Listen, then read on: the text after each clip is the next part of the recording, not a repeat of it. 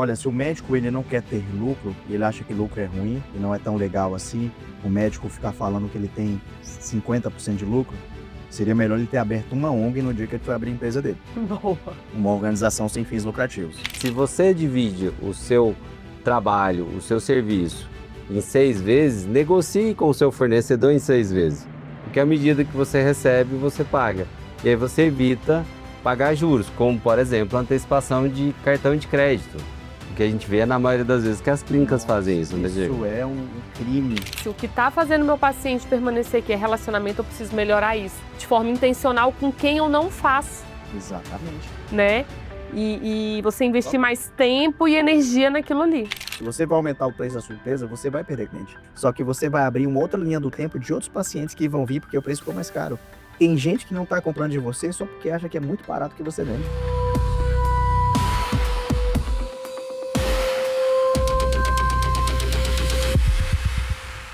Seja muito bem-vindo a mais um episódio do Med Connect Cash. Nesse canal, você médico vai aprender como você pode ter mais sucesso na sua profissão, já que o médico trabalha muitas vezes sozinho, sem preparo para ser empresário. Porque, como eu gosto de falar, médico sabe cuidar de gente, mas não sabe cuidar do negócio. E hoje nós temos um convidado muito especial, um amigo meu, que eu vou deixar para o rostinho bonito desse podcast apresentar para a gente. Convidado de hoje é uma pessoa muito especial para nós, especialista em alavancagem, com histórico de empresas que dobraram de tamanho e multiplicaram seus resultados mais de 5 vezes. Atua como conselheiro de empresas com faturamento anual superior a 30 milhões. Fundador do Chancela Club e nosso sócio na MLS, na Mentor League Society. O nosso convidado hoje é host de um podcast Fala Que Eu Te Lucro. Hoje nós vamos conversar com Diego do Vale. Bem-vindo, Diego. Obrigado por ter aceito o nosso convite. Eu que agradeço, turma. Super prazer ter você aqui. Muito obrigado pelo convite. Estou muito feliz de estar aqui para poder conversar com vocês, poder falar para os médicos como que eles podem ter mais lucro, mais liberdade e mais clareza de próximos passos dentro do negócio. Porque eu acredito em uma coisa, só existe um caminho capaz de realizar todos os nossos sonhos, é somente através do empreendedorismo. Eu gostei da apresentação aí, Thaís. Gostou? Vai apresentando assim, vai passando o filme na cabeça e lembra do dia 1, né? Do dia 1 que você abre a empresa e tem um sonho para realizar através daquele negócio e muitas vezes a empresa vira um pesadelo. Isso. É isso, né, gente? Diegão, e me conta uma coisa.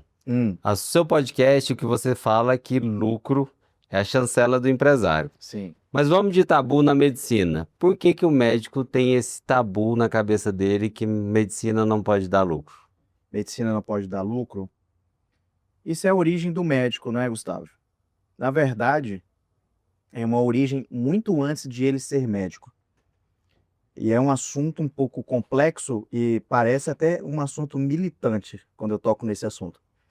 Pois toda a estrutura de Brasil foi feita para que as pessoas não fiquem ricas, mas para que elas também não passem fome. Então tem toda uma estrada, uma jornada de uma linha de montagem onde o sistema educacional educou a família de tal forma para que ela também repasse aquele conhecimento para o seu filho. Então a educação de casa passa para a educação da escola, que tem todo o seu enviesamento, depois a mídia toda praticamente comprada, te traz informações necessárias somente para você ficar dentro daquela esteirinha. E você sai da escola querendo uma profissão e você escolhe ser advogado, ou você escolhe ser médico, ou você escolhe ser um engenheiro, né? Que eram aquelas profissões do passado, né? Médico, advogado, engenheiro, se fizer, meu, não tem como dar errado, vai ficar rico. Só que chega um determinado ponto que você fala, cara, eu só tenho conhecimento até aqui. Isso não é por acaso. Isso foi pensado. A gente estava conversando aqui no bastidor um pouco, que nós somos ainda muito tupiniquins de conhecimento. Se você parar para pensar, o médico que está nos ouvindo, ele vai lembrar da escola dele e ninguém ensinou sobre finanças na escola dele. Ele vai, não só médico, todos os brasileiros. Ninguém ensinou sobre investimento para o médico. Ninguém ensinou sobre tributário para falar, olha, em determinado momento da sua vida, quando você estiver fazendo compras e já tiver uma família, 50% de tudo que você está comprando no supermercado é imposto. Você não vê porque você está comprando, mas fica destacado na nota fiscal.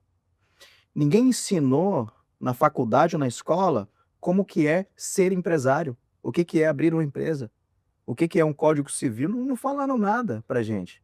Só que em países de primeiro mundo, as pessoas já aprendem a investir, aprendem a empresariar, entendem toda essa parte complexa de negócio, o que que é uma startup, desde o primeiro momento. São pessoas que estão sendo preparadas para construir o país. E aqui nós fomos preparados para alimentar o sistema. Então não é culpa do médico. Até aqui, tá? Até o dia de hoje. E aí o médico forma medicina, acha que vai ficar rico, acha que é só abrir um consultório que o paciente vai bater na porta. Aí o paciente não bate na porta, as contas chegam, ele não entende de tributação, não entende de imposto, não entende de nada, DRE, nada. E aí ele começa a passar essa dificuldade. Aí vem a frustração. Vem a frustração, Thaís, porque como é que é o médico, né? Eu fiz algumas consultorias para médico quando eu fazia consultoria, não faço mais, e a gente via que era um médico e uma secretária. Aí ele era um médico, uma secretária, aí quando você ia olhar o extrato de receita que entrava na empresa, 70% da receita eram receitas de hospitais que ele trabalhava. Os outros 30% eram e não fazia muito sentido. Eu falei, cara, seria muito mais inteligente ele trabalhar aqui. Então, qual que é o sonho de todo médico? É encher a sua agenda. E aí, quando ele lota a agenda, ele fala, cara, agora eu tô feito. Estou fazendo aqui 100 mil reais por mês, tá sobrando aqui uns 60 mil para mim, pô, tá excelente a minha vida. Mas ele percebe que 1 ano é legal, 2 anos é legal, no 3º ano ele fala, mas eu não tenho mais vida. E nesse momento, Gustavo e Thaís, eles entendem que eles precisam ser empresários.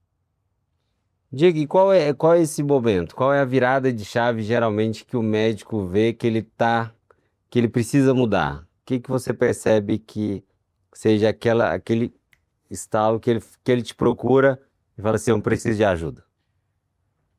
É só ele olhar para o lado. Ele olha para o lado e ele visualiza que tem médicos que é dono, por exemplo, você cirurgião, dono de ecossistema, mentor, tem empresa, tem uma indústria. Ele olha para o lado e fala, por que aquele médico fatura 100 vezes mais que eu? Sendo que ele também é médico. Por que aquele médico nem atua mais na medicina 100% e viaja 6 vezes para fora do Brasil, tem uma casa linda, uma família dos sonhos, e eu ainda estou aqui preso na minha agenda? Então, o desconforto do médico tem que nascer da autoliderança dele, de perceber, cara, eu posso mais, eu quero mais. Porque a gente pode fazer tudo pelas pessoas, menos fazer elas quererem mais, tem que partir delas. Então, o desconforto, digo, se você é um médico que fatura aí, em média 50 a 100 mil reais, você deve se questionar por que não faturar 500 mil reais. Uhum. É muito melhor, né? Se você pode ser um empresário melhor e ter mais lucro, por que não ter? Por que não ter? Eu não consigo entender. Mas deixa eu voltar um pouquinho antes. O médico ele forma médico. Ele não entende que ele vai precisar abrir um CNPJ, mesmo que ele vá trabalhar em um hospital. Ele vai precisar de um CNPJ, ele é um prestador de serviço. E ele não entende que na hora que ele abre o CNPJ, automaticamente ele virou um empresário, empreendedor, aí a gente dá o nome que quiser. Mas assim, ele não entende que a partir daquele momento, ele não é só médico, né? Então ele fala assim, aquele outro médico ganha mais porque ele é dono de clínica, ele tem um consultório dele, na visão dele é isso. Eu não, eu trabalho só no hospital, ou eu trabalho só num consultório alugado, eu trabalho só numa clínica que só eu atendo. Ele ainda não entendeu que ele é empresário a partir do momento do primeiro CNPJ para receber o primeiro plantão que ele deu. E ele não aprende a administrar esse CNPJ. Mas o médico, na hora que ele dá o primeiro plantão, ele nem sabe se ele emite uma nota fiscal ou emite um recibo. Quando eu acabei a residência, eu fui dar meu plantão, eu fui para receber lá o plantão e eu não sabia se eu emitia uma nota, se eu emitia um recibo, se eu precisava abrir um CNPJ, se eu me associava a uma associação de médicos. O médico, ele não tem esse mínimo preparo. E aí ele cai no mercado de trabalho, ele tem uma confusão básica, que é o que é faturamento e o que é lucro. Explica um pouquinho para os colegas médicos pode ser óbvio, mas o óbvio precisa ser dito, principalmente para uma audiência tão abrangente como nós temos de médico aqui. Qualificada de médico, né? Ô, Thaís, faturamento e lucro. Faturamento é tudo aquilo que entra, toda a receita que entra na empresa. Se eu fiz a venda de, sei lá, 100 consultas esse mês, e cada consulta R$ 1.000, eu fiz um faturamento de R$ 100.000. O lucro é o resultado disso. Após retirar todos os custos dessa consulta, impostos, por exemplo, você vai ter dentro do seu consultório, imagina assim, você pegando papel e caneta e colocando receita, tudo que entrou, R$ 100.000. Custos, quais foram os custos? Eu fiz as consultas, eu usei algum tipo de material, eu usei algum tipo de medicamento, tudo isso vai entrar como custo. É o custo variável, que é tudo que quanto mais eu atendo, mais eu tenho um custo. O custo variável, ele varia de acordo com a prestação de serviço que você faz. A gente chama de CSP, custo de serviço prestado. Então, usei o medicamento, isso é custo. Então, você coloca lá quais foram os custos que você teve para atender esse paciente. Quais são as despesas? A secretária é uma despesa, o aluguel é uma despesa, o imposto entra no variável também, porque isso acontece quando tem a nota fiscal ali emitida. E no final, na última linha, tem o lucro. Tem o lucro. Então, faturamento, dependendo da sua gestão de custo e despesa, não acontece lucro. Se você tem um custo muito alto, o lucro não acontece. Então, as pessoas chegam todas pomposas às vezes assim, é engraçado. Fala, mas eu faturo tantos milhões. E aí você pergunta, tá, mas qual que foi o seu lucro no ano passado? Eles não sabem, cara. Aí ele fala 100 milhões. Eles não sabem. Não, isso não é lucro. É. Então, gente, faturamento é muito bom. Ele é muito bom. Mas se houver um faturamento muito alto sem uma gestão disciplinada financeira, a sua empresa ela vai estar crescendo e morrendo ao mesmo tempo. Porque à medida que o faturamento aumenta, se o custo não estiver controlado, ele vai aumentar junto e no final ele faz um delta e se encontra. Muitas empresas quebram faturando muito. Porque o custo se encontra em algum momento, elas vão perder na eficiência. E muitas vezes o descasamento do fluxo de caixa também piora. Por quê? Se ele fatura alto e ele tem que receber daqui 90 dias, porque ele fez muito parcelamento, ele dividiu para o paciente dele. E se ele paga à vista o insumo, se ele vende mais, ele tem problema. Por exemplo, se eu vendi R$ 100.000, mas meu custo está de 30 mil, mas esses R$ 100.000 eu dividi em 10 vezes, eu recebo esse mês 10, mas se eu pago à vista o meu insumo, que é de R$ 30.000, eu já começo o mês devendo 20. E se o mês que vem eu vendo mais R$ 100.000, eu tenho que, no mês seguinte, eu devo mais 20, aí só piora. E vai descasando o fluxo de caixa. O ideal nesse ciclo financeiro, Gustavo, para o médico, o ideal para todo médico, prestador de serviço, é trabalhar com o dinheiro do fornecedor e com o dinheiro do cliente. Explica um pouquinho como ele faz isso. É calibrar o fluxo de caixa para que ele trabalhe com o dinheiro do fornecedor e com o dinheiro do cliente. Se o fornecedor entrega para ele somente 30 dias de prazo, e ele comprou ali insumos para trabalhar, exemplo de R$ 10.000, bem baixinho, e ele for negociar, ele fala, cara, você consegue me dar 60 dias? Porque se você consegue mais 30 dias, significa que você está trabalhando 60 dias com o dinheiro do seu fornecedor. Nesse momento, ele sai da cadeira de fornecedor e ele vira uma instituição financeira para você. Porque ele vai receber em 60 dias algo que você vai girar e fazer dinheiro. Quando o seu paciente entrar na esteira ali para uma venda de um serviço, de um atendimento, de alguma cirurgia, por que não receber 30% de entrada? Isso. Porque quando o paciente entra, você já não recebe um sinal de compromisso de 10% daquele serviço que você vai entregar para ele. Quando você recebe antecipado, significa que eu acabei de colocar dinheiro no meu caixa para honrar as contas de caixa do próximo mês, que é aluguel, e esse meu fornecedor ainda não chegou à parcela dele, porque ele me deu 60 dias. Gente, tudo é negociado. Se você negocia 1 dia, 2 dias, 5 dias a mais, porque as pessoas vêm com objeção, né? Pô, Diego, mas o meu fornecedor não vai me dar 30 dias a mais. Mas e se ele te der 5 dias? São 5 dias a mais você operando com o dinheiro do seu fornecedor. E o que eu... Pode falar? Eu falo para os mentorados sempre assim, até a consulta básica, que ela não tem uma despesa, porque geralmente é só a consulta, ela não é um tratamento, né? Quando é tratamento, a gente vai ter o custo ali, a despesa para aquele tratamento. Mas eu falo, você tem que cobrar a entrada no ato do agendamento, você faz uma previsão de receita do que vai entrar no próximo mês, se você já tem 20 consultas agendadas para o próximo mês, 30, e você cobrou antecipação, você sabe que aquele paciente vai comparecer, você melhora seu fluxo de caixa naquele mês. Um mês antes você já está melhorando seu fluxo de Tá caixa. melhorando. Né? Você garante que o paciente vai vir na consulta, porque você recebeu antecipado, nem que seja uma parcela daquela consulta, né? 50%, 30%. Você melhora o fluxo de caixa e é isso, você que trabalha com previsibilidade. Mas o médico, ele não sabe isso. Ele não sabe o que é trabalhar com essa previsibilidade, ele acha que é injusto com o paciente cobrar antecipação, enfim. E Total. muitas vezes não sabe o que é fluxo de caixa também, que é difícil. E sabe o que eu acho interessante? É que muitas vezes eu vejo vários médicos chegando para mim falando assim, com orgulho, que eu não tenho nenhuma dívida dentro do meu consultório. Ou eu pago tudo à vista. E aí ele faz na presunção de que ele está certo, ele vê que ele descasa o fluxo de caixa. Por quê? Se o meu paciente paga um tratamento em 3 vezes e eu pago à vista o meu fornecedor, eu não tenho vantagem nisso, muito menos financeira. Então, uma dica aqui é, se você divide o seu trabalho, o seu serviço em 6 vezes, negocie com o seu fornecedor em 6 vezes. Porque à medida que você recebe, você paga. E aí você evita pagar juros, como, por exemplo, a antecipação de cartão de crédito.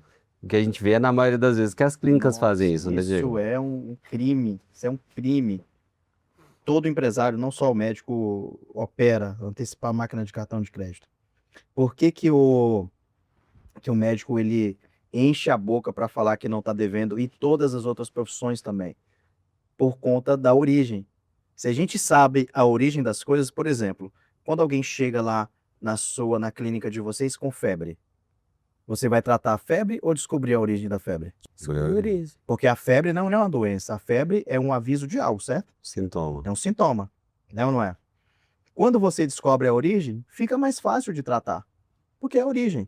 Então significa que ele não vai ter mais febre. Uhum. Querer pagar tudo à vista para não ficar devendo é uma febre Uhum. que foi colocada na cabeça do brasileiro, que dever é ruim. E ele acreditou nisso, cara. O problema é que ele acreditou nisso. Ele acredita. Ele até hoje. acredita, ele fala, não, eu não... Ele enche todo pomposo, eu não devo nada. Só que ele é um empresário. O ideal de todo negócio, de qualquer empresa, é trabalhar sempre com o dinheiro do teu cliente e com o dinheiro do seu fornecedor. Prazo E com para o dinheiro pagar. do governo e com o dinheiro do banco. Porque o meu dinheiro, Gustavo e Thaís, ele é muito mais caro. Se eu invisto o meu dinheiro que foi suado em um negócio, eu vou querer pelo menos 200 vezes de retorno, porque ele foi muito suado, cara. O banco vai te cobrar 10%. O fornecedor talvez não te cobre juros nenhum. O teu paciente já consegue te entregar uma entrada muito boa à vista. Uhum. Então, quando você descobre a origem, fala, cara, legal, eu fui criado assim, todo o sistema convergiu para que eu tivesse essa mentalidade, e essa mentalidade faz o que comigo? Faz com que eu alimente muito mais o sistema do que a minha própria empresa. Eu alimente muito mais a Receita Federal do que o meu próprio sonho. Eu alimente muito mais o banco do que o meu próprio sonho. Eu alimente muito mais o meu fornecedor do que o meu próprio sonho. Porque quando eu pago o meu fornecedor, que é um parceiro super estratégico, muito à vista, por que eu não negociei com ele? E é engraçado porque a gente negocia com o paciente, que é quem vai pagar a gente. Mas a gente não negocia com quem a gente vai pagar, não é? O paciente negocia com você.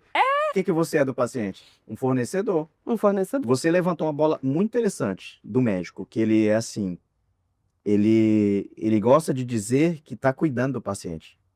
Ele gosta de dizer que não está cobrando a entrada do paciente. Isso é mais uma semente que plantaram na cabeça dele. E o médico acreditou, porque a função do médico, gente, é uma função muito iluminada. O médico é a única pessoa que está no nosso nascimento e na nossa morte. Uhum. Então isso, imagina também para o lado de lá. É uma metamorfose que o médico tem que passar para ele se tornar empresário. Sozinho ele não consegue. Porque toda a jornada da faculdade, toda a jornada da residência, toda a jornada do convívio, do ambiente que ele conviveu, foi para ele cuidar das pessoas, Gustavo. Foi. Então, até aqui, você não foi negligente.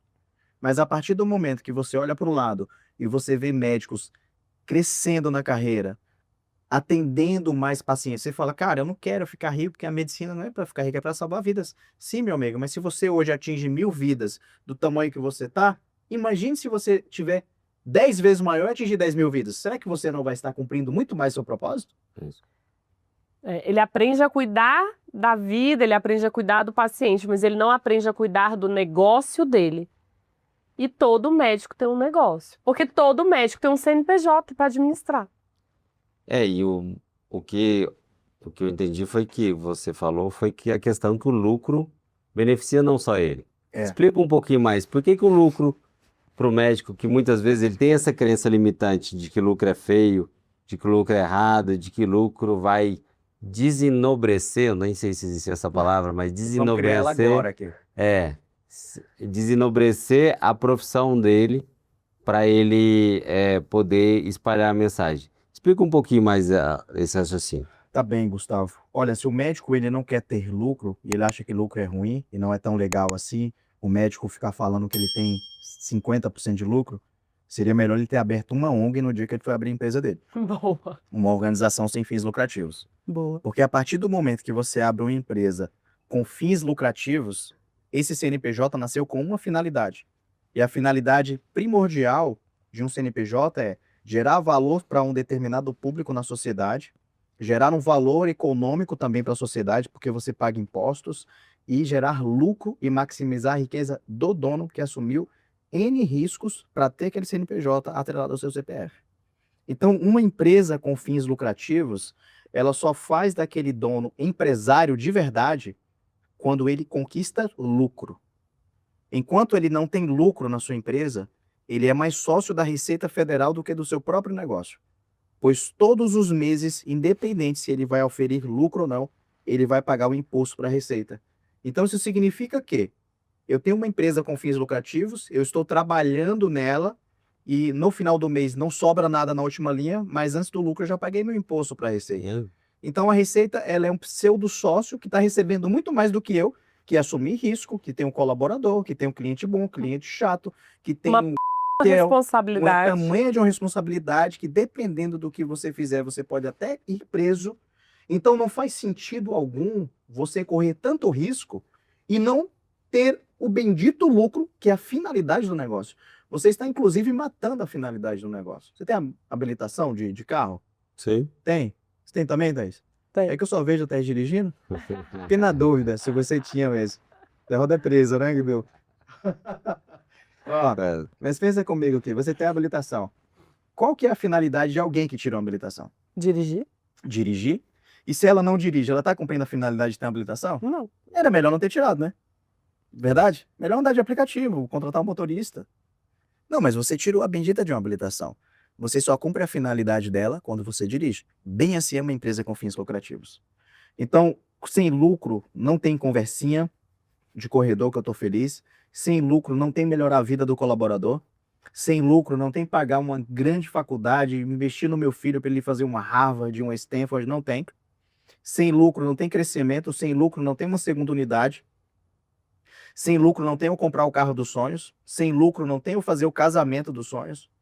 Então, se vai empresariar, tem que saber as regras desse jogo. Isso. Porque se você for jogar futebol sem caneleira, você vai se machucar.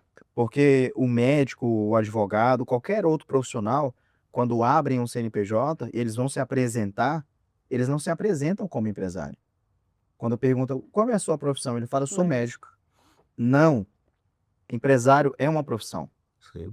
Quando o dono de CNPJ, ele entende que empresário é uma profissão, ele fala, cara, se eu quiser me especializar na minha profissão de médico, eu vou sentar na universidade e vou me especializar, ou eu vou para um grande hospital aprender alguma técnica, habilidade ou competência que eu ainda não tenho para trazer para a minha clínica.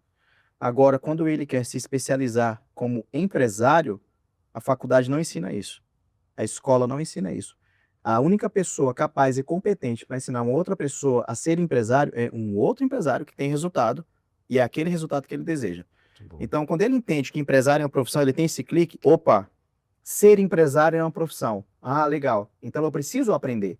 Então, ele tem que buscar no mercado alguém que é referência para ele e falar, cara, eu quero ter o resultado daquele cara. Já percorreu aquele caminho, né? Exatamente. Porque quando você vai para o mundo acadêmico, você vai aprender muitas vezes com quem leu, que é o acadêmico, né? Ele lê e ensina. E é genuíno, genuíno. Mas aprender com quem leu é legal, mas você precisa aprender também com quem vive e viveu alguma coisa. É muito mais rápido passar 3 horas com você em um dia. Se eu passar 3 horas com você, eu vou aprender um monte de coisa contigo. Quando eu passo 15 minutos, eu aprendo um monte, imagina 3 horas. Por quê? Porque é um conhecimento condensado de prática. É assim, falar, olha, fulano fez isso e eu estou fazendo isso, agora você aplicou, opa, peguei, então é só eu fazer.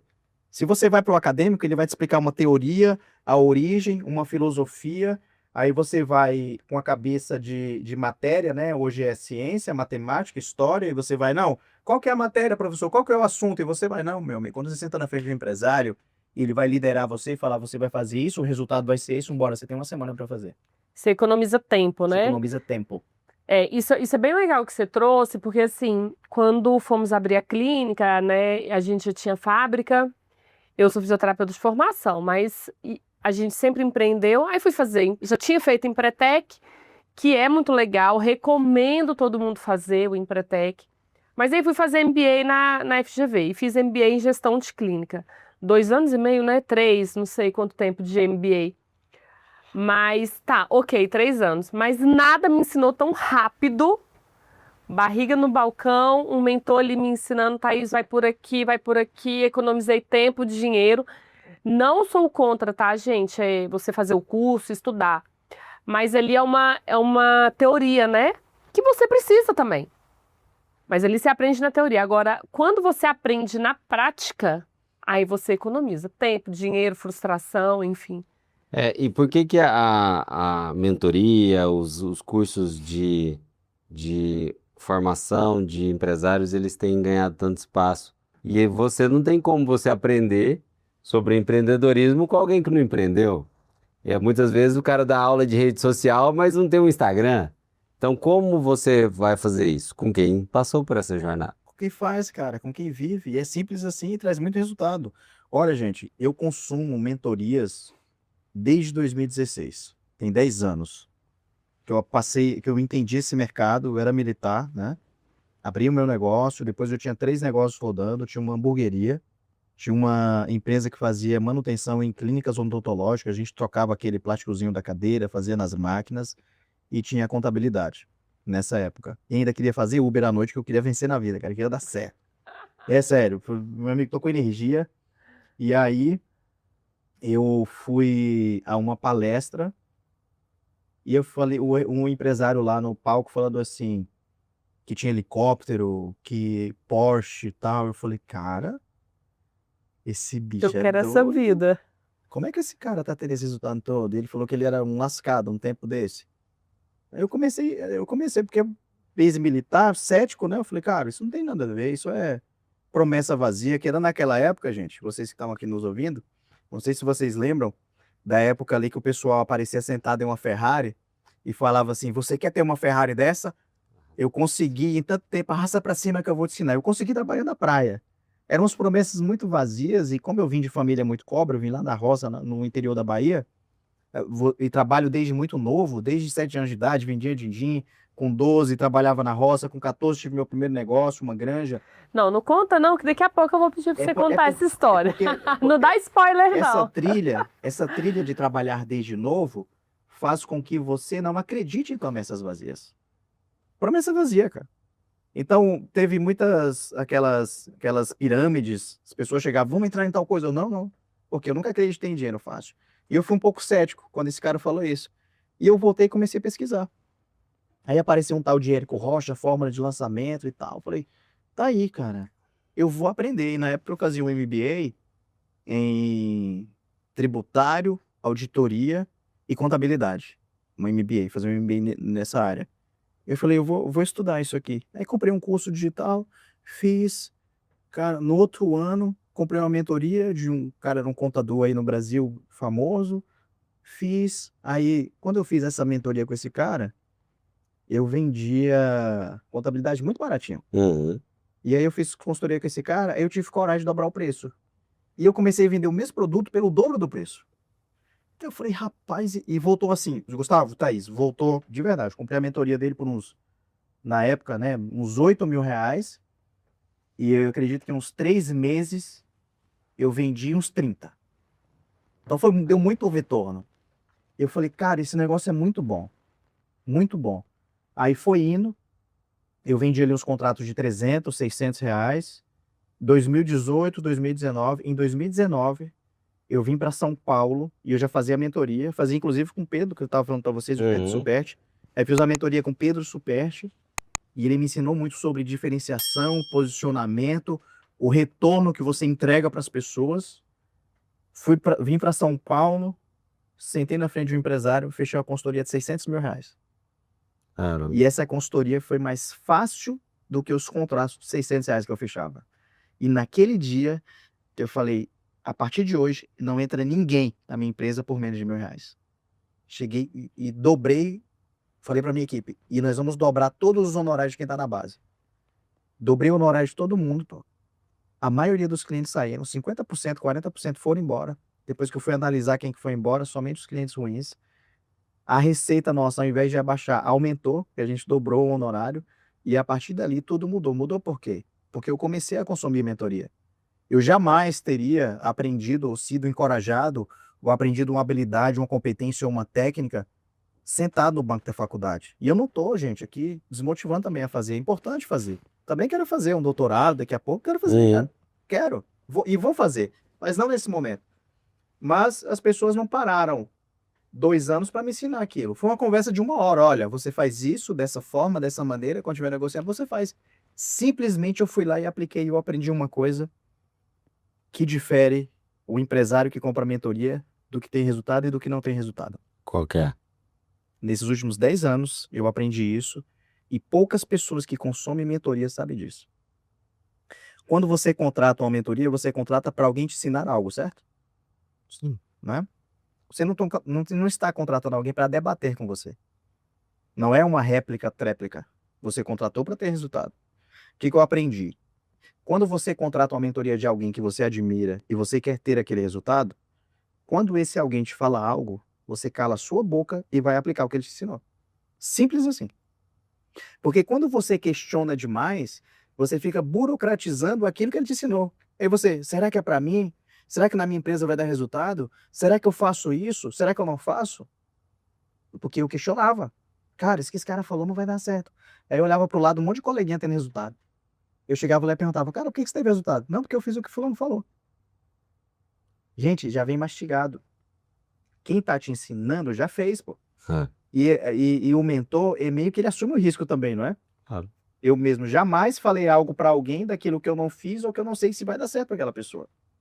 E exige também uma humildade e um coração ensinável do mentorado, Se né? não tiver, não adianta. Se tiver coração duro, Ele não vai, se ele estiver arrogante e querer colocar o ponto de vista dele, não vai conseguir, né? não adianta. Digam, pode falar. Posso?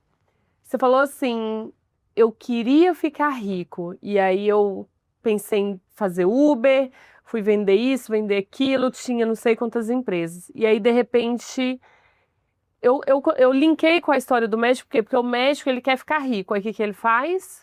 Vai dar mais plantão. Aí ele satura o físico, o emocional, muito cansado, fica longe da família, dá muito plantão. Quero ganhar 30, não, vou pegar mais 2 plantões. Quero ganhar 40, vou pegar mais 3 plantões. Quero ganhar 50, vou pegar mais 5 plantões. E aí ele vai. Ele não entende que se ele tiver uma estratégia e uma gestão melhor do negócio, ele não precisa pegar esse tanto de plantão. Ele precisa aprender a gerir melhor aquilo ali que ele já tem, que ele já faz, para o lucro aumentar. E não ele se matar de trabalhar e ficar longe da família. Como que você percebeu esse ponto assim, cara, eu não preciso trabalhar mais, eu preciso organizar melhor a minha estrutura empresarial para o meu lucro aumentar e eu ter mais qualidade de vida? Aproveitando a pergunta, o que seriam umas 3 coisas que ele precisa fazer hoje para entender esse jogo do lucro e começar a aumentar a rentabilidade dele? A sua primeira, então. 3 coisas que o médico precisa saber e fazer para aumentar o lucro dele. Primeira coisa, ele precisa aprender a vender. Se ele não tiver habilidade de venda, ele não vai conseguir. Ah, e se eu conseguir as outras? Não adianta. Venda as outras são codependentes da venda. Tudo é codependente da venda.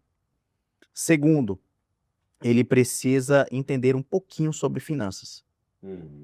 Ele precisa, porque senão, ô Gustavo, ele vai vender muito, mas vai vender errado, porque ele não precisa vender mais. Ele precisa vender certo.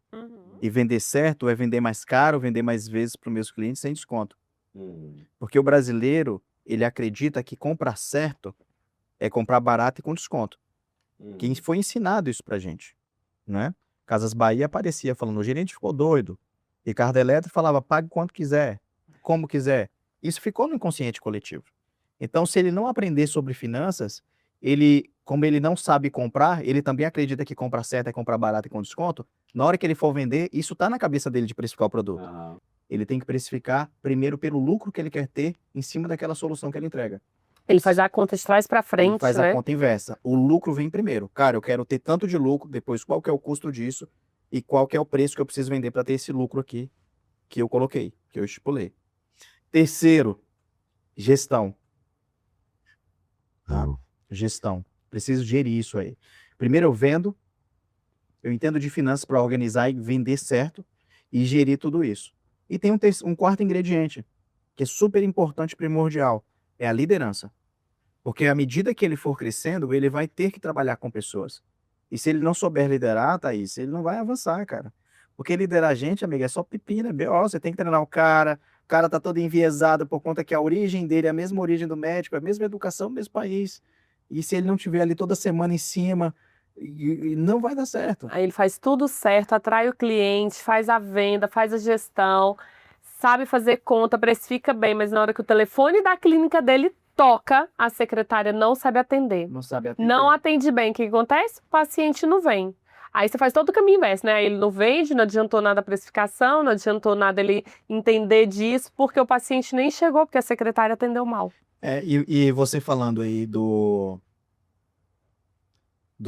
que eu entendi, né, ali, que o médico, ele quer ter mais dinheiro e ele aumenta as horas de plantão que ele entrega. Coisa de trabalho, de consultório, né? Todo empresário pensa assim.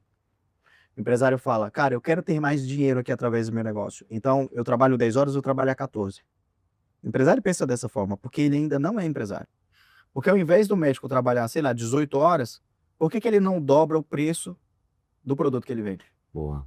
Entrega mais, gera mais valor, né? Mas aumenta a precificação. Gera mais valor e aumenta a precificação. Ao invés, eu faço 10 atendimentos por dia e cobro, sei lá, R$250, por que eu não cobro 1.000?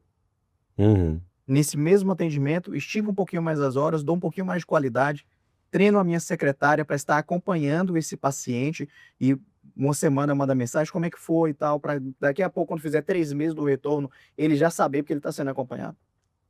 Porque as pessoas, elas se diferenciam de duas formas no mercado. Ou você diferencia pelo preço, ou você se diferencia pela diferenciação. E quem compra diferenciação, compra valor. Então a gente entende que tem dois tipos de clientes. Existe o cliente que, para ele, o preço importa e o valor não importa. Então ele quer sempre comprar barato e com desconto. E tem um cliente que compra valor. Esse cara que compra valor, Gustavo, sabe o que acontece? Ele não tá nem aí pro preço. Você pode cobrar caro para ele. Porque ele sabe que o caro, o risco é menor. As pessoas podem até não comprar o seu produto ou o seu serviço muito caro, mas elas não vão abrir a boca para falar que seu produto é ruim. É ruim. E eu falo assim pro médico, Diego, eu falo assim, você não tem que pensar quantas horas a mais você tem que dar de plantão ou quantos pacientes a mais você tem que atender para ter o faturamento que você quer. Você tem que pensar como eu posso melhorar o meu produto, a minha entrega, o meu cuidado com o paciente para eu ganhar mais. Porque se eu melhoro a entrega, eu tenho margem para aumentar o meu preço. Exatamente. E você falou uma coisa interessante, ô Diego, sobre como ele aumentar o lucro usando a base de cliente deles. Boa. Dele. Muito Explica um bom. pouquinho sua visão sobre isso. Qualquer médico que está assistindo a gente aqui, ele consegue dobrar a empresa dele, a clínica dele em um mês. Como? Qualquer médico. Imagina se cada paciente dele trouxer mais um paciente.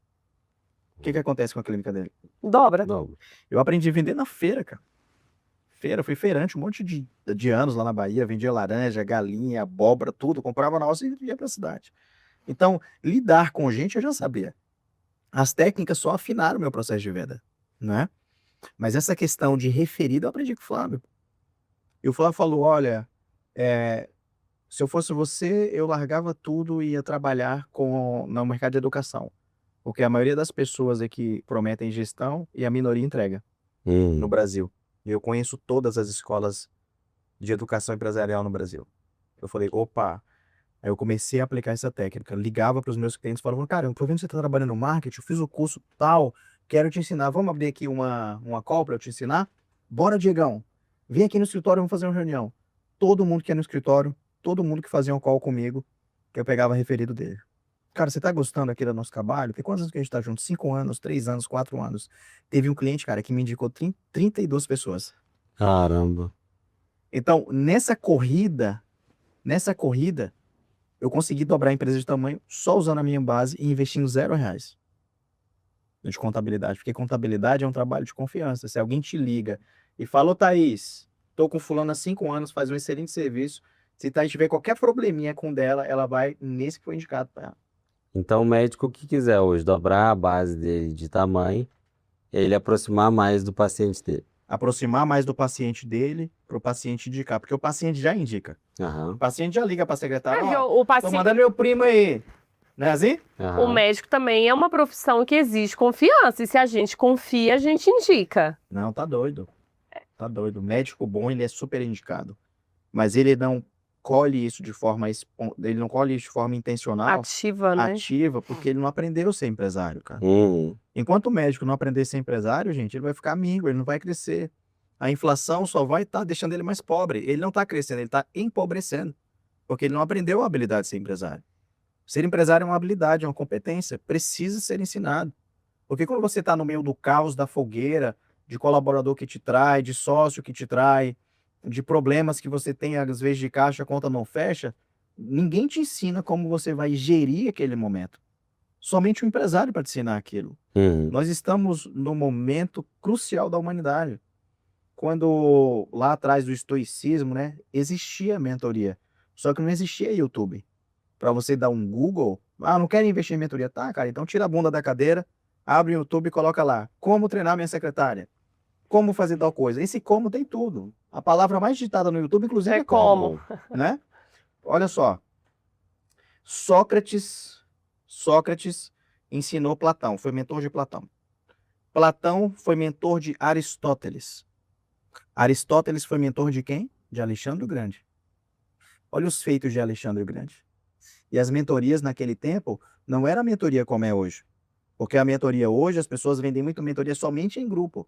A mentoria, de fato, é uma tutoria individual. Uhum. O one É on one. quando você para a pessoa e olha o caso dela e fala, olha, aqui você tem que fazer isso.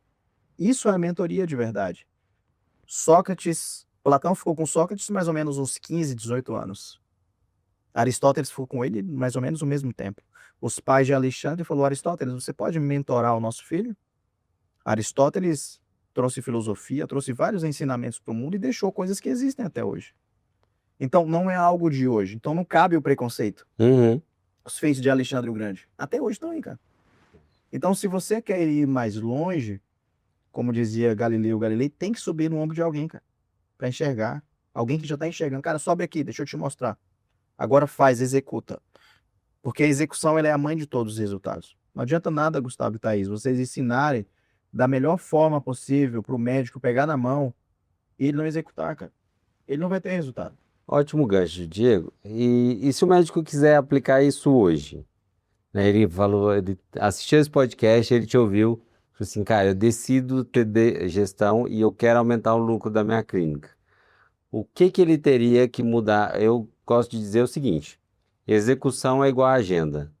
Se você não tem uma agenda, você não tem execução. Então não adianta você ouvir tudo isso que nós estamos falando, fazer um caderninho e amanhã sua agenda não mudar. Se sua agenda não tiver um passo a passo, não tiver ações que você tem que executar pelo que você ouviu hoje, você vai ser um obeso mental. E então, amanhã, o que o médico precisa executar, colocar na agenda dele, para ele começar a ter lucro dentro da clínica, dentro do negócio dele? O médico, amanhã, primeiro, antes de amanhã, ele tem que entender que ele é um empresário. Entendeu? Ponto. Ele tem que entender que ele é um empresário. Mudar a mentalidade. Mudar a mentalidade. Ele tem que pegar um papelzinho hoje aqui, um caderninho, uma caderneta, enfim, um notebook dele e escrever onde eu estou. Boa. Onde eu estou com o meu negócio hoje. Porque é o ponto que ele está. Para onde eu estou indo, porque a maioria dos empresários não sabe para onde é que estão indo. Eles trabalham de forma muito reativa. Acontece algo, eu reajo. Acontece algo, eu reajo. Eles não trabalham com planejamento, é só reação, né? Então, onde eu estou? Para onde é que eu estou indo? Então, nessa linha de onde eu estou, para onde eu estou indo, esse caminho, essa interseção, vai mostrar para ele quais são as habilidades e competências que ele precisa ter e desenvolver para chegar onde ele está. E vai mostrar para ele também quais são as habilidades e competências que ele precisa ter e desenvolver para ele permanecer onde ele está indo. Porque chegar é fácil, gente. Chegar não é tão difícil. Agora, permanecer lá que é difícil, porque dá trabalho. É ritual com o time, é ritual com os clientes, é você gerar conteúdo. Olha aqui, Gustavo, você está gravando um podcast, cara. Você é médico? Onde? Médico faz isso aqui, meu? Não faz, cara. Olha aí, Thaís. Vocês são da área da saúde, cara. As pessoas não fazem isso. Entende? E dá trabalho. Eu parar aqui dá trabalho. Isso aqui é um trabalho, né? As pessoas vão conhecer o seu trabalho, vão te procurar, vão contratar. Aqui pode nascer sócio para a clínica de vocês. Clientes da mentoria também vêm muito através desse canal. Fala, pô, gostei do Gustavo da forma que ele fala. Pô, deixa eu entrar no Instagram desse cara. Entra lá no seu Instagram e fala, pô, olha o resultado que esse cara entrega para médico. Mas tá aqui, exigiu de você desenvolver uma habilidade. E para permanecer aqui, você precisa continuar desenvolvendo habilidades, porque o nosso cliente da audiência, ele está mudando, ele é mais exigente a cada dia. Sim. Então, quais são essas habilidades? Ele desenhou isso, Thaís. Agora, aí ele fala, legal, de tudo isso aqui, por onde eu começo? Aí sim, aí ele vai para outro dia. É o dia de amanhã. Então, ele começa por onde? Começa pela base dele. Começa analisando quais são os tipos de cliente que ele tem. E aí eu tenho 3 perguntas que eu ensino. Eu tinha uma consultoria, antigamente, que eu falava para analisar qual era o perfil do seu cliente que já estava na sua base. E essas 3 perguntas, tem gente que cobra pelo menos R$100 mil para fazer esse tipo de consultoria e entregar o relatório. Ouro agora, hein? Papel e caneta na mão. Porque você tem que anotar essas 3 perguntas. 3 perguntas. Primeira pergunta é a sua secretária e você pegar os seus melhores pacientes para fazer uma amostragem. Ligar para o paciente, falar, meu cliente, meu paciente, eu estou aqui fazendo uma análise, uma pesquisa com os meus melhores pacientes que já estão comigo há muito tempo, para analisar o nível de satisfação de vocês, o que a gente é bom, o que a gente não é bom, o que a gente pode melhorar. Posso contar com você? Ele pode, sim. Primeira pergunta. Por que você comprou da gente? Por que você comprou de mim? Boa. Ou por que você comprou aqui na minha clínica? Primeira pergunta é essa. E ele vai Porque você falar, me escolheu, né? por que você me escolheu? Ele vai falar, olha, te escolhi porque foi uma indicação. Ele vai falar, anota e pede sinceridade do seu cliente. Segunda pergunta, por que você permanece aqui? Importante, porque de repente ele está mais de um ano lá. Tem algo que ele gosta, que é um ponto cego que você nem sabe. Às E vezes, você nem mostra isso para outro paciente de forma intencional. às vezes você está querendo servir um chazinho para ele, ele gosta do pão de queijo. Né, Gustavo? Às vezes você acha que ele tá pelo currículo e ele tá pelo relacionamento. Ele está pelo relacionamento, ele vai te falar. Terceira pergunta, o que te faria não permanecer mais aqui? Ou o que te faria sair daqui? Boa. E ele vai te falar. Nesse momento, gente, vocês têm todo um arcabouço de informações necessárias para saber o que seu cliente viu quando escolheu comprar de você. E nessa amostragem, essa primeira pergunta vai ser o norte para você gerar conteúdo na internet, para você abrir uma conversa dentro de pessoas que podem ser leads qualificados para serem pacientes também, para você abrir uma reunião com quem chegou lá. Porque Reforçar se seu 100, posicionamento. para melhorar o seu posicionamento, porque se 100 pacientes falou, se 50 falou que é isso, então as chances desse novo que está na sua frente ser também é muito perto. O que te faz permanecer aqui? Vai estar na sua narrativa de construção também. Da sua empresa, vai estar no seu site, vai estar na bio ali do seu Instagram, porque é o que faz permanecer. O que as E você pessoas faz gostam. intencional, por exemplo. O Gustavo falou assim, às vezes ele está pelo relacionamento, pelo acesso que ele tem a você médico e não pelo seu currículo. Aí você gasta todo ano, sei lá, 200, 300 mil fazendo curso técnico, que é importante, mas você não se relaciona com todos igual você se relaciona com aquele. Então, opa, peraí, se o que está fazendo meu paciente permanecer aqui é relacionamento, eu preciso melhorar isso. De forma intencional com quem eu não faço, Exatamente. né? e você investir mais tempo e energia naquilo ali. Total, Thaís. E a terceira pergunta vai estar lá. Quando ele estiver conversando com alguém, olha, tem umas coisas que a gente não faz aqui, tá? Porque o paciente falou que se você fizer isso, eu vou sair, cara. Então, essas perguntas. Então, ele fazer essas perguntas amanhã já para os pacientes. Segunda coisa, ele tem que precificar e vender um pouquinho mais caro. Boa. Isso não é um chute. Eu acredito que 90 a 95% das empresas no Brasil estão cobrando muito barato dos seus produtos e serviços. Porque eles têm medo de ajustar o preço, porque o medo é de perder o cliente. Aham. Deixa eu te contar um negócio que preocupa não, meu, com isso. Se você vai aumentar o preço da sua empresa, você vai perder cliente. Vai perder. Só que você vai abrir uma outra linha do tempo de outros pacientes que vão vir porque o preço ficou mais caro. Tem gente que não está comprando de você só porque acha que é muito barato o que você vende. Boa. Ponto Não final. valoriza. Não valoriza. É isso. E é verdade. Então, para precificar, você tem que usar a técnica chamada te compara. Conta aí. Te compara. Já ouviu Ah, falar? não. Compara. Não. Eu te ensino a fazer tem um preço. Eu te ensino a fazer tem um preço. Eu faço com você, tem outro preço, é mais caro. Que eu vou fazer com você. Eu faço para você. Aí, meu bem, é 10 vezes mais. Te compara. Então, dentro de tudo que você faz, o que que você ensina o paciente a fazer? Dentro de uma consulta que só depende dele. Agora, se ele precisa que você, uma vez por semana, alerta ele, ó, você tá fazendo? É com. Eu tô fazendo junto. É com. E muitas vezes, alguns serviços, algumas orientações, alguns acompanhamentos que o médico faz, ele não cobra por isso, cara. Cara, ele vai ter que parar o tempo dele, pegar o celular e fazer uma ligação. Fulano, você tá fazendo? Isso é tempo. E tempo não é dinheiro, amigo. Tempo é vida. E tem valor. E tem valor. Gostei. E esse valor, te compara, anota aí, te compara. E esse valor, Gugu, eu chamo de peso hora. Porque as pessoas pegam para escolher o valor, e eu nunca falei isso em podcast, inclusive. Tá no meu livro, vai sair, mas eu vou falar aqui. Peso hora é o seguinte, serve para empresários que são sócios únicos de uma empresa.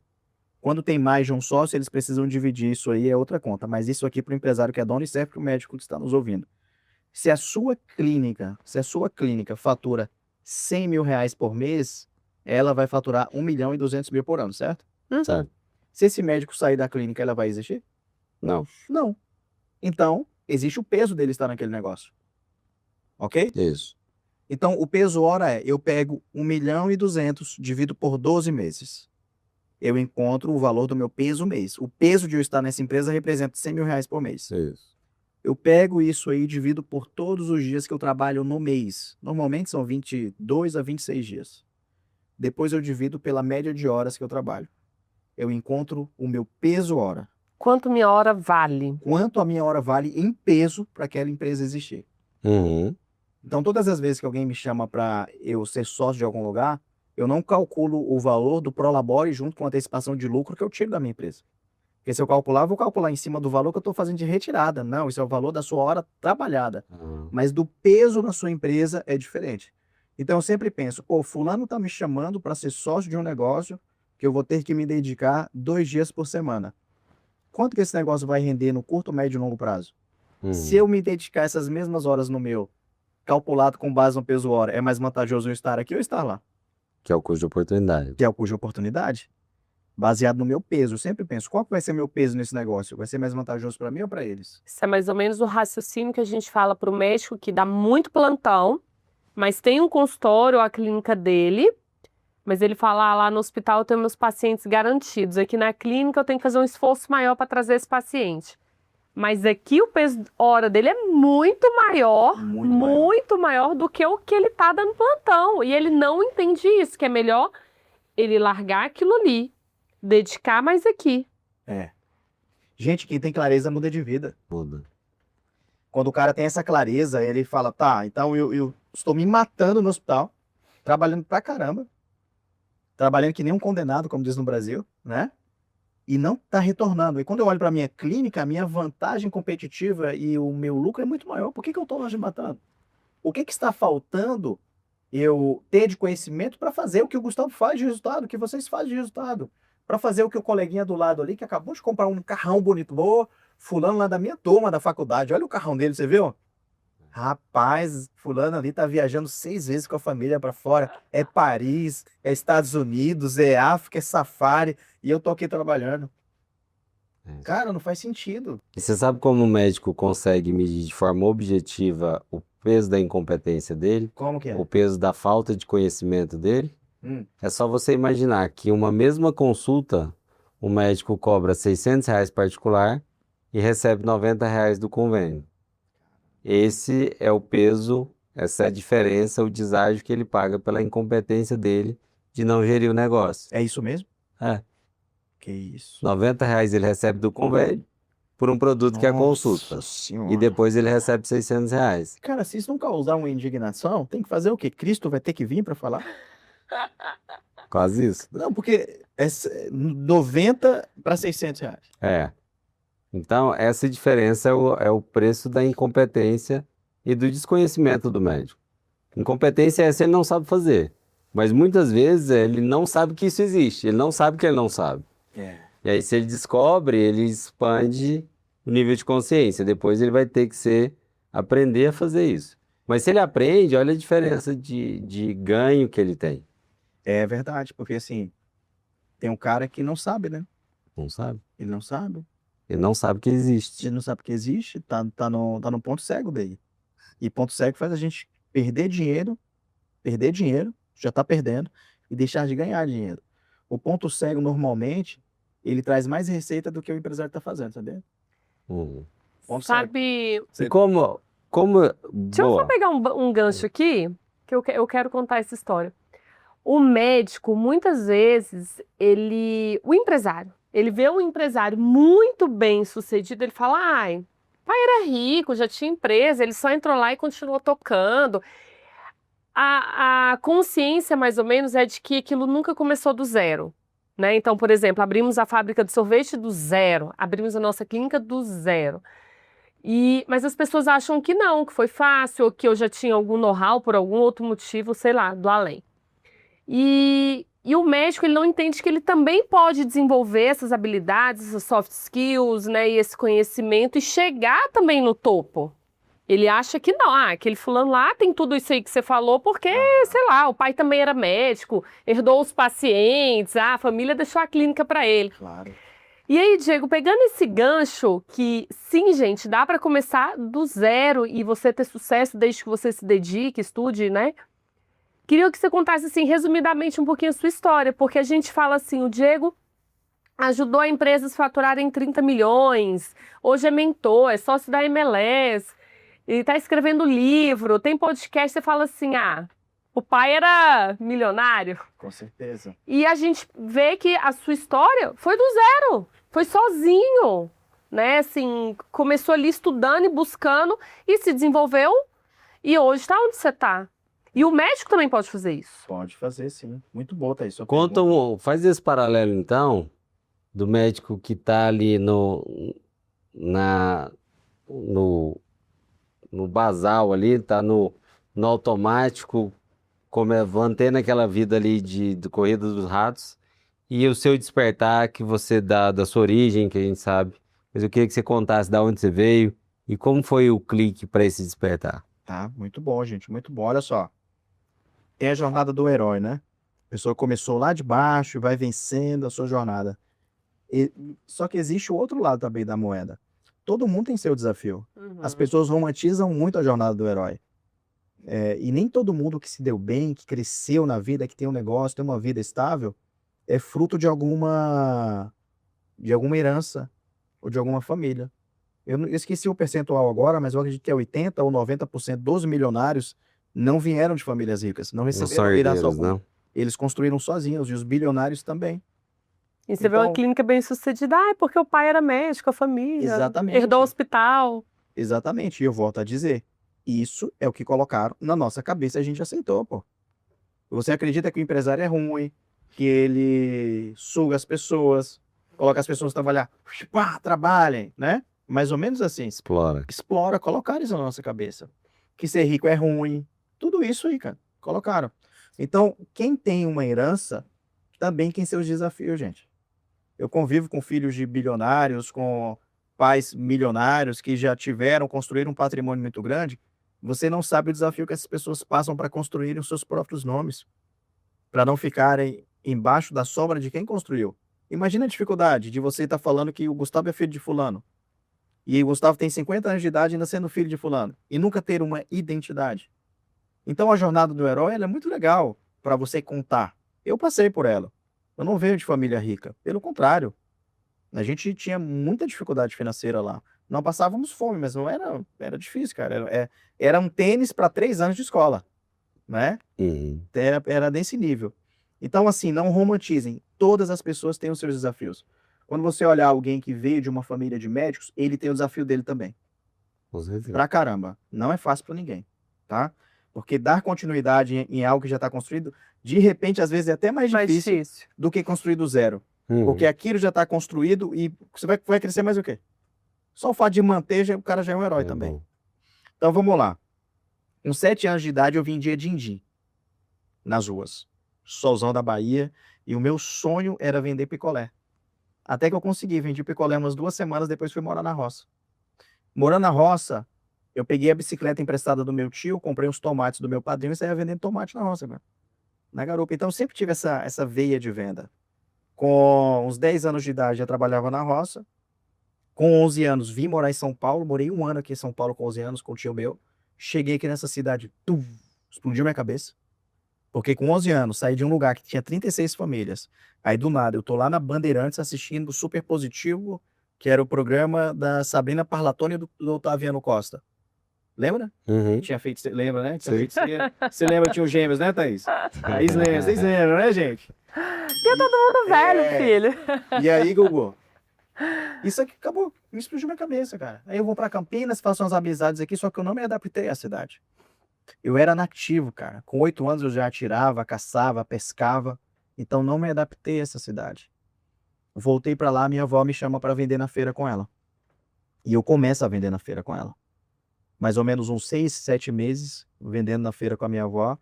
Eu tenho o meu próprio ponto na feira. E aí eu comecei a vender. Aí um dia, voltando da feira, passei na casa de um amigo da nossa família com a minha mãe. Ele tinha uma granja. E eu, muito curioso, perguntei pra ele como é que ele fez a granja. E ele falou, olha, eu fiz assim, assim, assim, e a minha granja fica na casa do meu sogro, e eu trago os frangos aqui para a cidade, e o meu cliente vem comprar aqui na porta. Aqui ele fez assim na minha cabeça, eu vou ter uma granja. E eu tinha uma vaca e 2 bezerros. Falei com a minha mãe, vendi os 2 bezerros, construí a minha granja, e ali eu tive meu primeiro negócio. Os clientes iam buscar na porta da minha casa. Só que a minha referência naquela época de empresário eu não tinha na família. Não tinha nenhum empresário na família. Sabe qual era? Pequenas Empresas e Grandes Negócios. Um programa que passava todos os dias, domingo de manhã na Globo. Eu adorava assistir. Talvez você também que está assistindo a gente aqui. Só que tem um problema naquele programa, Gustavo. Ele só mostra o sucesso, cara. É verdade. Não Nunca mostra. mostrou o fracasso, É. um fluxo de caixa apertado. E aí, legal. Eu falei, pô, é isso aqui, cara. Aí eu comprei uma motinha. Tem uma cicatriz aqui de acidente que eu sofri com essa moto. Comprei uma moto. E no terceiro investimento, eu tripliquei a aposta. Eu falei, isso aqui tá dando muito certo. Eu vou ficar rico com isso aqui. Tá milionário. Milionário, porque pra quem não tinha nada, eu não tinha nada, gente. Aí eu tive uma grande que eu comprei uma moto, que era meu sonho. Morava na roça, eu era um agroboy de bis, meu. Eu tinha uma namoradinha na cidade, eu ia de bis pra lá.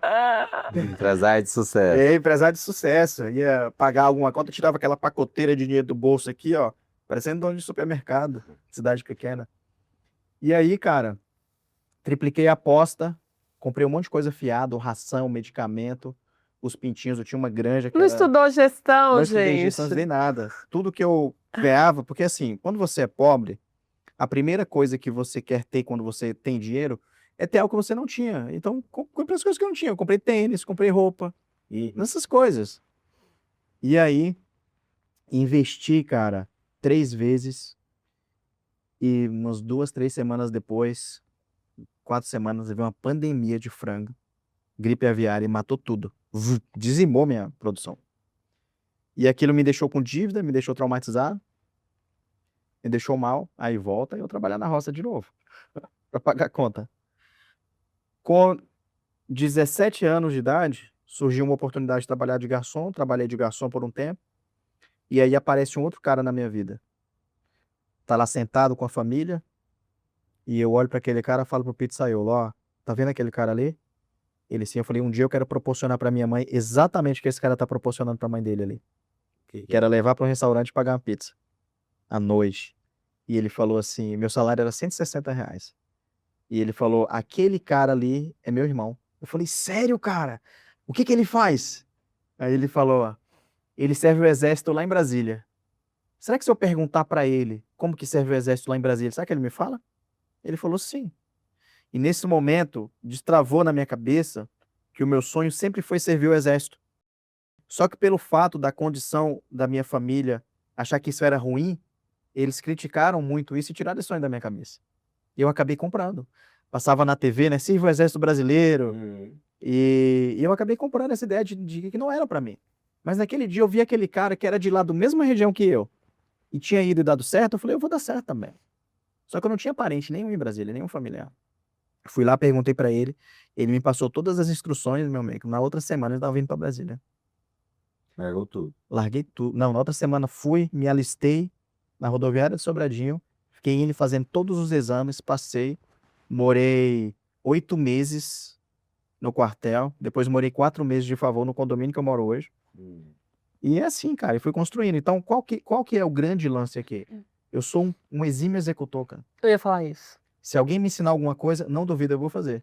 Pode dar errado, mas eu vou fazer. E você sempre tem referências, né? Então, Como é que ele conseguiu? é, Eu vou lá, ele pegou de referência, foi lá, aprendeu, executou. esse cara da Granja, é o Rock, né? Gente boníssima, amigão da família, é um pastor, cara, muito gente boa. Na época ele não era pastor. Esse outro cara já faleceu, que falou do exército pra mim. Questão de mentoria, eu vi o cara dando mentoria, foi me ensinar, eu falei, cara, eu tô ensinando pra esse cara agora, então eu também posso ser mentor. Então um mentor meu me chamou pra ser sócio, então tudo isso na minha cabeça vai assim, por que fulano me chamou pra ser sócio? O que que ele tá vendo em mim que eu não vi ainda? Que tem alguma coisa aí, cara, porque esse cara é 10 vezes maior que eu, pô. Então, o segredo está em executar aquilo que você aprende. Excelente. Executar, Gustavo. Se você não executar, cara, não adianta. Não vai romper, não vai sair do lugar. Porque é impossível estar onde eu estou, tendo saído de onde eu saí. E sempre tem uma referência acima, né? O Gustavo tem uma frase que eu falo que eu acho, né, que é muito legal, que ele fala assim, você tem que ser o mais burro da mesa. Você sempre tem que ter alguém acima de você para te puxar. Porque se você tá em par aqui, todos os seus pares estão no mesmo nível, ninguém vai subir, ninguém vai melhorar. Você vai continuar igual. E quando você tem alguém acima te puxando, te dando exemplo, e sendo referência, você sobe para o próximo nível. Exatamente. Excelente. Eu tenho uma referência de duas formas. Referência de perto e referência de longe. Referência de perto é a pessoa que eu quero me tornar nesse ano. Referência de longe é a pessoa de 10 anos para mim. Legal. Boa. Então, sempre tem a referência de perto. Tá, quem que tá próximo? Quem que eu consigo alcançar? Então, vou alcançar. O que que essa pessoa está fazendo? Consigo me conectar com ela? Consigo. Então, a minha referência é para perto. Para longe, 10 anos. Então, todo ano eu renovo a minha referência do ano e a de 10 anos eu tô seguindo. Muito Legal. bom, excelente. Até que um dia, essa de 10 anos vira de um ano. De um ano. Chega perto e você vai pro próximo nível. Porque referência, tá aí um negócio que muda tudo, velho. Referência é tudo. Sabia? Tudo. Ó, por influência de uns tios meus que vieram morar em São Paulo, que depois com 11 anos eu morei com ele, eles me ensinaram a jogar xadrez e eu tinha eles como referência, por isso que eu aprendi. Eu não aprendi porque eu queria aprender a jogar xadrez, eu aprendi porque eles eram uma referência pra mim e sabiam. Entende? Ah, Tem uma diferença. ou seja, você não almeja aquela tarefa, você almeja o resultado que aquela tarefa te gera. Exatamente. Boa. Exatamente. E aí aprendi a jogar xadrez, então eu morava na roça e eles ouviam rock. Eu ouvia rock porque eles eram referência pra mim naquela época. E eu passei a ouvir Guns N' Roses, Pink Floyd, Iron Maiden. Se quem é U2. bom escuta rock, eu vou escutar rock. Modelar. Porque na minha Modelar. cabeça, desde quando eu me entendo assim, de uma consciência de ser humano, eu não sei te falar o motivo. Espiritualmente, já busquei e tenho as respostas. Mas eu tinha certeza que eu não pertencia àquele lugar. Pô. Não tinha dúvida nenhuma. Eu tinha certeza, cara. Pô. Eu só sonhava fora, só sonhava sendo grande. Eu assistia desenhos de um desenho que me ajudou muito, era Dragon Ball Z, que mostrava que as pessoas tinham um Ki, que era um superpoder. Eu tinha certeza que eu tinha superpoder. Pô. Assistia o Fantástico Mundo de Bob. Então, o Bob era um menininho pequenininho que andava em um triciclo e ele era um pouquinho autista e ele não vivia no mundo dele. Ele tinha um próprio mundo dele. Então, com ele, eu aprendi a ter meu próprio mundo. Então, lá não era tão legal assim, mas eu caçava, pescava e tal, fazia as coisas que eu gostava, mas eu tinha meu próprio mundo de crescimento. Então, tudo isso eram referências. Aí, passa ano, eu tenho um cliente que é o maior, como é que é o nome? O maior terapeuta de terapias japonesas no Brasil é ele. E ele me disse que as pessoas de fato têm um Ki, Sim. que você acessa. E tem, cara, olha só. Olha isso. Então, a referência, o Gustavo e Thaís, ela é tudo, cara. Porque a referência muda a sua mentalidade. A referência faz você se questionar se o que você está fazendo é certo. A referência faz se questionar se o que você está fazendo vai te levar para sua referência. Sem referência, a única referência que você vai ter são referências daquele dia para trás. Pô. E normalmente as referências do seu dia de hoje para trás não são as referências que vão te levar para o próximo nível. Isso para você começar a refletir, colega médico, se as suas referências elas são boas realmente. Se quem você está mirando, quem você está se espelhando, realmente são pessoas no nível acima. Porque se você parou de sonhar, se você parou de ter referência, você provavelmente está estagnado. E esse problema que você está vivendo, alguém já passou e alguém já chegou. E Diegão, já passou mais de 1 hora do nosso podcast. E eu queria que você desse o seu recado final dessa conversa que foi sensacional para o colega médico que está assistindo. Como ele destrava o lucro, como você gosta muito de dizer, e eu concordo, o lucro é a chancela do empresário, ou seja, mostra que ele realmente é competente. Então, o seu recado final aí para o colega Legal. médico. Gente, muito obrigado a vocês dois Foi pelo convite. ótimo! Adorei estar aqui com vocês para poder servir a sua audiência. Maior é o que serve, né? Hoje nós vivemos a um clique do conhecimento que pode mudar as nossas vidas.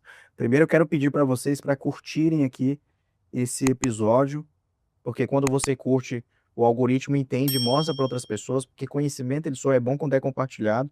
Deixe o seu comentário, o que você aprendeu, o que você vai aplicar. Copia e manda lá no seu grupo de médicos. Então assiste esse episódio aqui, vai ser legal, porque assim você está girando a roda da prosperidade, né? Então é importante falar. Arrasou. O recado para o médico, gente, é o quê? Parabéns pela profissão de vocês. Eu entendo que colocaram na cabeça de vocês que um médico, ele está ali não para ganhar dinheiro, é bem filosófico, é bem romântico, e eu concordo também.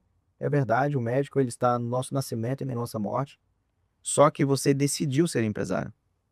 Ninguém colocou uma arma na sua cabeça para você ser empresário. Você decidiu abrir um CNPJ. E um CNPJ, ele gera valor para a sociedade, ele gera valor para a economia e ele gera valor para o seu sonho. Então, é sua obrigação se desenvolver como empresário, entendendo que empresário é uma profissão e desenvolver habilidades e competências que vão fazer com que você ofira mais lucro e cada vez mais lucro para maximizar a sua receita e levar essa profissão que é tão bonita para mais pessoas. Porque enquanto você é pequenininho, você atende poucas pessoas. Mas quando você é gigante, cara, se você é um dono de uma rede, você vai poder ensinar tudo isso que você sabe, passar tudo isso que você acredita para outros médicos e assim prosperar e ajudar mais gente e deixar um legado aqui nessa terra, tá bom? Esse é o recado. Diegão, e se as Uau! pessoas... Parabéns, obrigado. E se as pessoas quiserem te achar nas redes sociais, como elas te acham? Você me acha perguntando pro Gustavo e pra Thaís, eles sabem onde eu moro.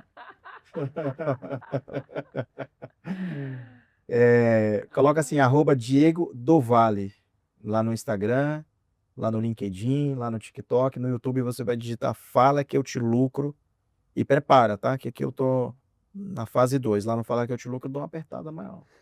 Muito bom. Diegão, muito obrigado. Muito bom, hein? Eu quero te Muito agradecer bom. por esse momento esse tempo de qualidade, de aprendizado. Eu aprendi muito. Se vocês não anotaram, eu anotei, porque eu quero aplicar tudo isso que você falou. E, mais uma vez, parabéns pelo excelente trabalho que você tem desenvolvido.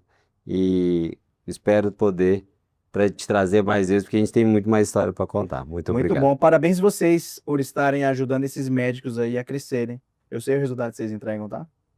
Parabéns. Muito bom. Obrigado a vocês que assistiram a gente. Sigam o Diego, ele fala muito de lucro, de como fortalecer sua empresa, e você, médico, é uma empresa, mesmo que você não tenha clínica nem consultório. Você, a partir do momento que você recebe o seu salário lá do hospital, e para isso você teve que abrir um CNPJ, você é um empresário. Gente, muito obrigado por mais esse episódio do Med Connect. Igual o Diego falou, compartilha, comenta, porque isso faz crescer a nossa audiência e nós conseguimos espalhar essa mensagem para mais pessoas. Muito obrigado e até o próximo episódio. Obrigado!